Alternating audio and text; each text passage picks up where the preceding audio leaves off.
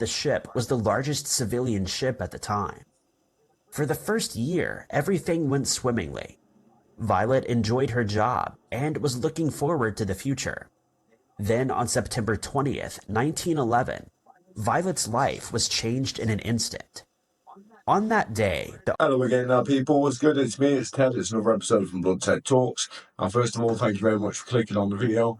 And secondly, this video is 3 videos that you would think are fake but are actually real. And this is my reaction to it. So I saw this one in the recommended, so I thought it looked quite interesting. Let's see how interesting these facts turn out to be. So yeah, let's get into the video. So before I start, if you've not subscribed already, please hit that button, hit the like button, hit the share button, leave me a comment, let me know what you think of the video. So yeah, let's get on with this one then. Let's go.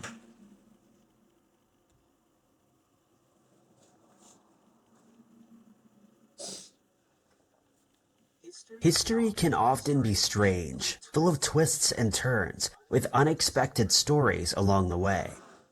Some parts of history are unknown to the world and have creepy twists that you'd never expect.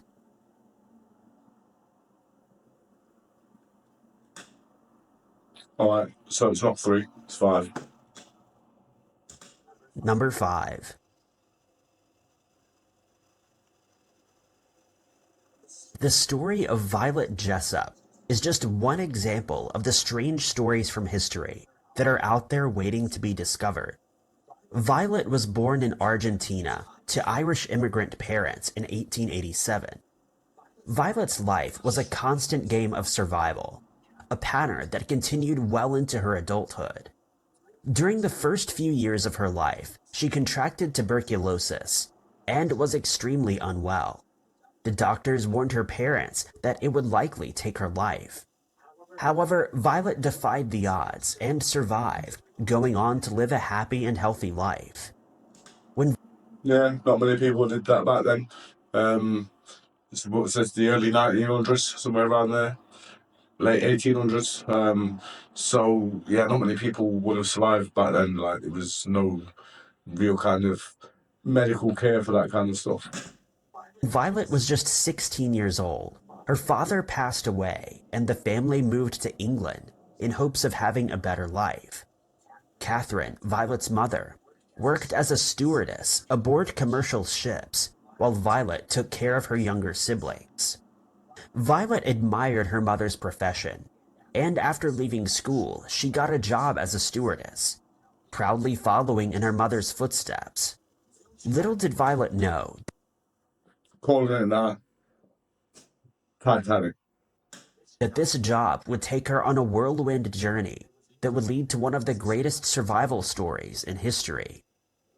In 1910, Violet began working on the RMS Olympic, something that she was extremely proud of, given that the Alright, Olympic. Alright, I thought it was going to be the Titanic. Was that not the sister ship though to the Titanic? Was that the one that the Titanic replaced? I think it may have been. May still be the Titanic. the ship was the largest civilian ship at the time. For the first year, everything went swimmingly. Violet enjoyed her job and was looking forward to the future. Then on September 20th, 1911, Violet's life was changed in an instant. On that day, the RMS Olympic crashed with the Alright, not Titanic. HMS Hawk in a freak accident. Luckily, no one was fatally injured and the ship made it back to Southampton without sinking. The incident had shaken Violet. She refused to talk about it with anyone, and even declined to talk about it in her memoirs. That is a picture of the Titanic right there. They've just said there that the ship that she was on didn't sink, it made it back to Southampton. That doesn't look like a ship that is about to make it back to Southampton. I mean, maybe bits of it would float there after a number of years, but the majority of it is going under the sea. So, yeah, that is a picture of the Titanic, so not sure what's going on here. But I'm sure the Olympic, or whatever it was called, was the sister ship to the Titanic. She continued working on the RMS Olympic for another year. It appears that while the incident had shaken her, it hadn't put her off of being a stewardess on the ship. Violet had already survived one boat crash, so surely she wouldn't be so lucky a second time around. That's where you'd be wrong. On April 10th, 1912, Violet proudly boarded the RMS Titanic. She had no idea that her dream job was about to turn into a living nightmare. As we know, on April 14th, 1912, the RMS Titanic hit an iceberg and sank in the North Atlantic Ocean. It's an unbelievable plot twist, as Violet survived the sinking of the Titanic by jumping onto a lifeboat. Wow. So she was on the Olympic, or the Olympiakis, or whatever it was called. That sunk nearly, that crashed, nearly sunk, made it back to Southampton. A year later, she gets on the Titanic and it sinks. What are the odds of that? I mean, there was no lottery back then, but if you're a relative of this woman, get the lottery on and hope that you've got some of her genes. The lifeboat was later found by search crews, and all of those aboard were taken to New York City. Shortly after arriving in New York City, Violet went back home to Southampton, shaken but undeterred from sailing the No. seas. 4 No. years after the sinking of the Titanic, No. Violet joined the Red Cross and worked on the HMHS Britannic, which had been converted No. No. from a commercial liner into a hospital during World War II. Mysteriously, the HMHS Britannic also sank on November 21st, 1916. Historians and scientists are still unsure what caused this event to happen.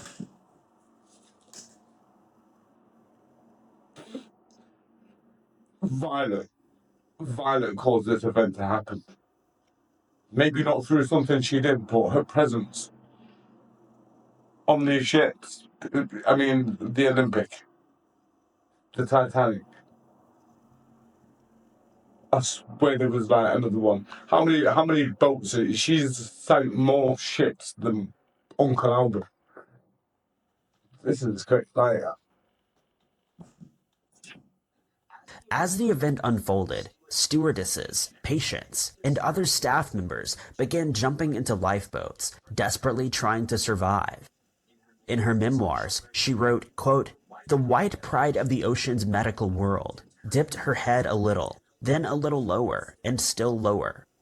All the deck machinery fell into the sea like child's toys.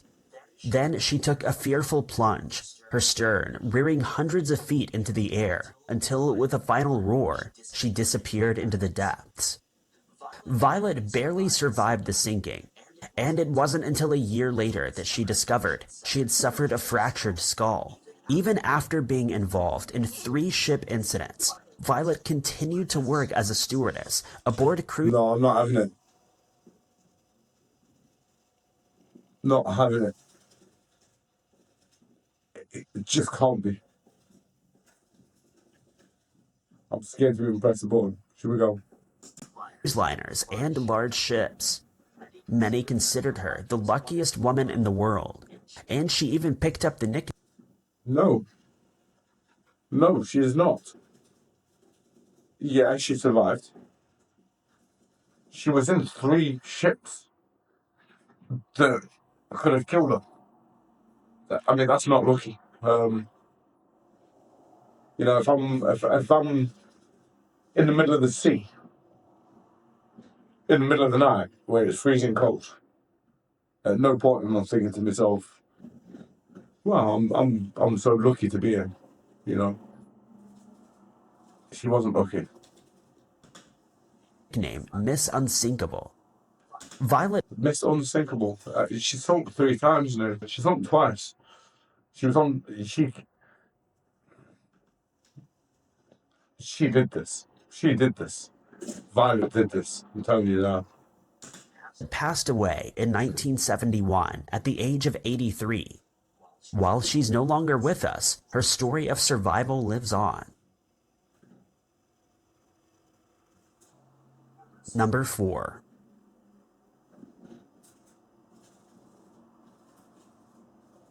Mithridates VI, also known as Mithridates the Great, ruled over the kingdom of Pontus between 120 BC and 630 BC.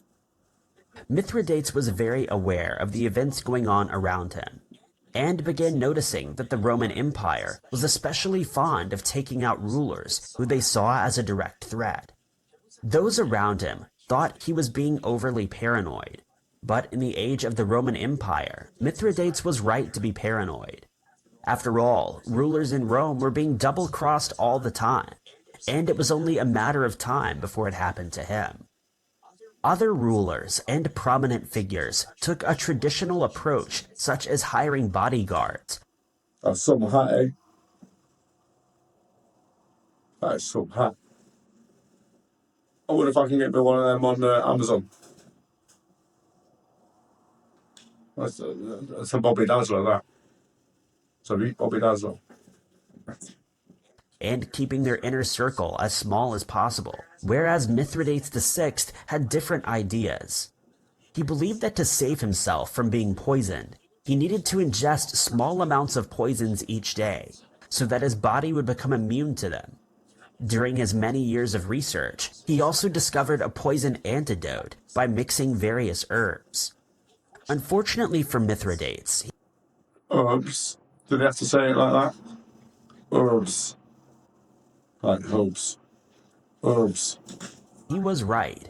His years of exposing himself to toxins had made him immune, and in a bizarre twist, it actually led to his death. He fought against many German generals between 88 BC and 65 BC, and he finally met his match with Pompey the Great. Pompey and his army were far too strong for Mithridates, and were able to easily defeat him. Not wanting to be captured or go down in history as a loser, Mithridates began swallowing different poisons. However, his years of exposure meant he had built up a tolerance. His years of paranoia and research had finally turned on him in a way he never expected. After this failed attempt, he ordered one of his servants to use a sword to seal the deal.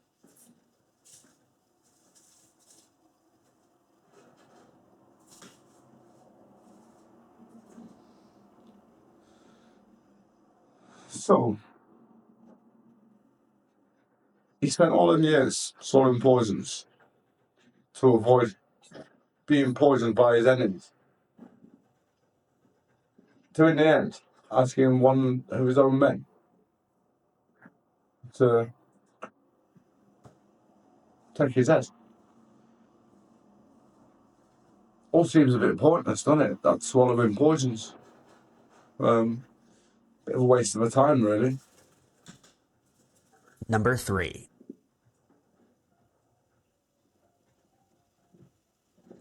Darius the Great, also known as Darius the Wizard Slayer. Where's all the Daves back then? Where's all the Daves and Johns and Bobs and Terry? Where's Susan? Where's Melissa? Where's Lucy? It's always Ivan the Great and Tony the Miserable. You know, I'd get some real names. Has one of the most bizarre ascensions to the throne in all of human history. Darius's family did have royal blood and connections, but with so many heirs and complicated family trees, Darius found himself close to the end of the list when it came to taking the throne. This made Darius furious, and he plotted on how he could ensure that he would be the next king of Persia. One summer evening in It's obvious, isn't it? You know, if this is the list, and you know this is the king, and this is Darius the Great, or whatever his name was, and he wants to be king, he needs to all the like there's this and there's this and so all this he needs to. It's obvious.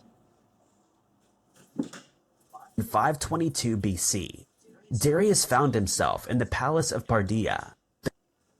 Darius got two heads. I mean, the Is he like conjoined twins? The current ruler of Persia, and took the opportunity to seize what he saw as his. I mean, the triplets. So there's two conjoined twins, and then there's a third one that he made it on his own. Darius took care of Bardia, but was caught in the act by several magi who heard the commotion in the palace.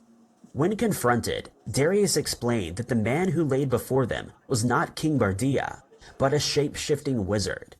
He continued explaining that for an unknown period, this shapeshifter had taken over the throne while the real king was nowhere to be seen.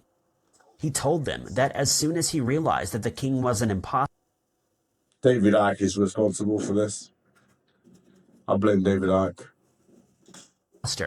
he took it into his own hands to ensure that the imposter was removed. The Magi were in complete shock.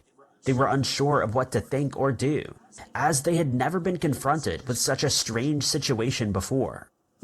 They decided to hold a meeting and consult with one another on whether Darius was telling the truth. At this point, Darius's fate balanced in their hands, and he began to worry that he had taken things too far. Bizarrely, the Magi decided that Darius was in fact telling the truth, because nobody would be able to lie about something like that.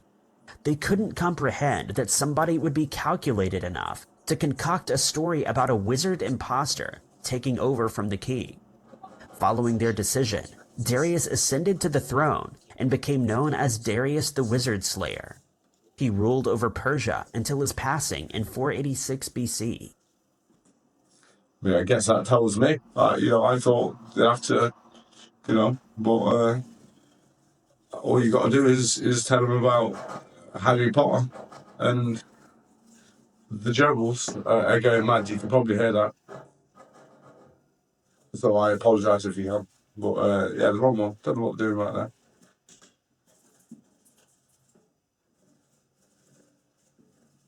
Number 2. Yi Sun-sin is considered a national hero in Korea for his heroic and brave efforts against the Japanese invading forces in the 1500s. However, Yi wasn't always seen as a hero.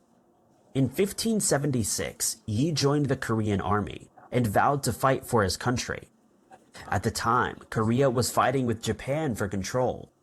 The wars between Japan and Korea lasted for centuries until Korea was finally annexed by Japan in 1910, and then split into two countries following the Korean War. The constant threat of invasion from the Japanese was by no means a new concept to the Koreans, and they went to every effort to maintain their sovereignty and keep their dynasties. For the young men of Korea, this meant joining the armed forces and contributing to keep their homes safe. Yi passed the government-mandated exams to become a military officer with flying colors, and within months, he found himself stationed in Army and Navy positions. Yi flourished in the Army and was awarded medals and commendations by high-ranking officers. However, his brilliance didn't go unnoticed, and the superior officers above him became extremely jealous, fearing that he was making them look bad. In the 1580s, these superiors conspired against Yi, claiming that he had deserted them during battle. These accusations were taken very seriously, and Yi was stripped of his ranks and subjected to harsh physical punishment, as well as imprisonment. After serving his time, Yi was determined to get back into the army and show his superiors that they had not beaten him. He was once again accepted into the Korean army, and just as he had done before, he quickly rose through the ranks and became commander. During his time as commander, Yi ensured that his troops were prepared for anything, and ensured that he had the right tools and weapons on standby. Thanks to his preparations, the Korean army on the southern coast were able to hold off the invading Japanese and cut them off from the south, rendering them useless. Had Yi not rejoined the army and been made a commander, who knows what the outcome of that battle would have been. I mean, it's an interesting story in that, but I wouldn't say it's something I would believe was fake. It's definitely a believable story. I mean, obviously it happened.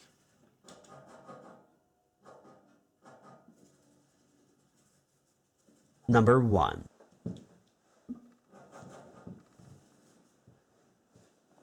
Between 1346 and 1353, the Black Death swept across the world and claimed the lives of millions of people. The outbreak had a large toll on European populations, and it's a significant part of human history and epidemiological studies. The Black Death was spread by rats carrying infected fleas. These rats would hide away on boats before scurrying to land as soon as the boat had been docked. But what if I told you that there's one animal who may have been able to help, an animal that history often neglects to mention during this period? The animal in question. Should we have a guess? Put in the comments what you think the animal's going to be. I'm going to go for. I'm going to go for kangaroo. Question is cats. Cats have been domesticated Close. in some form or another for hundreds of years. They catch the rats, don't they? That's what it is. But during the Black Death, their numbers were culled, which led to dire consequences for humans. Pope Gregory IX kicked off the anti-cat sentiment by proclaiming that they were diabolical due to their unruly nature and tendency to do whatever they pleased. Superstitious people. See, that's what I like about cats. Cats do what they want. They're independent. You know, you obviously you feed your cat or whatever, but they'll go out and supplement their own meals. You know, they're independent and they love you if they want to love you. You know, like a dog will just love you. But cats, yeah, I like that independence. I like if they decide to move out, they'll just go and sleep rough. They'll just go and move in somebody else's house. They're not bothered. Believed that cats were a sign of the devil, while others disliked them due to their connection with witchcraft. The anti-cat movement gained so much traction that cats, along with their owners, were removed and the cat population quickly dwindled. While residents of Europe rejoiced that the evil cats were now gone, they failed to realize one key thing. Cats keep the rat population in check, and without cats, the rats were left to run free. The plague spread quicker, as there were far fewer cats to catch them, and the population suffered greatly. It wasn't until much later that people began realizing that people who still owned cats seemed to be immune to the plague. That's when the penny finally dropped, and people began to realize that rats were the cause of the plague, and that cats weren't demonic after all. Demand for cats slowly began to rise, and ever since, cats have sat beside dogs as man's best friend.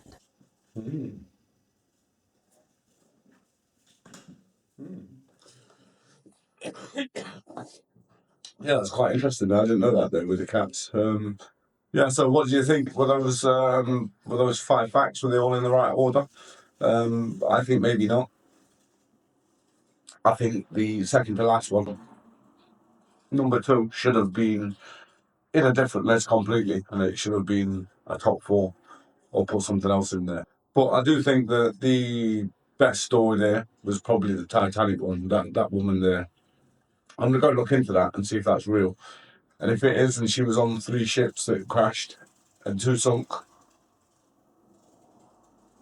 then I don't even know what to say. Like, it absolutely blows my mind that.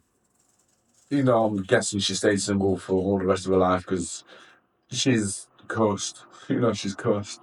So yeah, that's it. I'm gonna call it a video because it's gone on for a bit. But yeah, let me know in the comments what you think of the video and if you want me to go and react to more and more things like this. So I'm gonna call that a day. So thank you very much for watching. If you're not subscribed already, then please hit that button, hit the like button, hit the share button, and leave me a comment. Let me know what you think of the video.